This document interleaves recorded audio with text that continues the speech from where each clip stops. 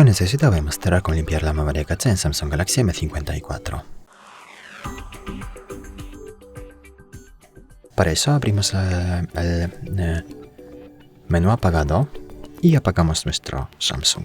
Después de eso, conectamos nuestro dispositivo con el ordenador a través del cable USB tipo C y esperamos hasta que aparezca en la pantalla el porcentaje de batería.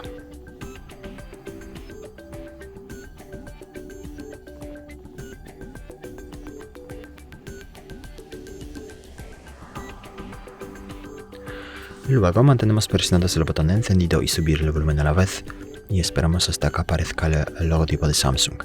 Así accedemos al modo Recovery y desde el modo Recovery podemos limpiar la memoria caché.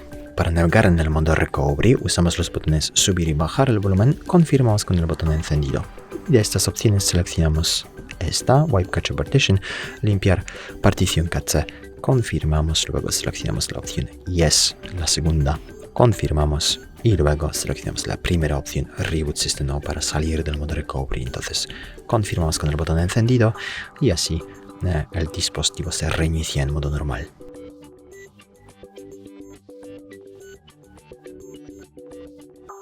Y después de eso la memoria caché ya está limpia. Muchas gracias por ver el vídeo, te invito a comentar abajo, suscribirte al canal. Hasta luego.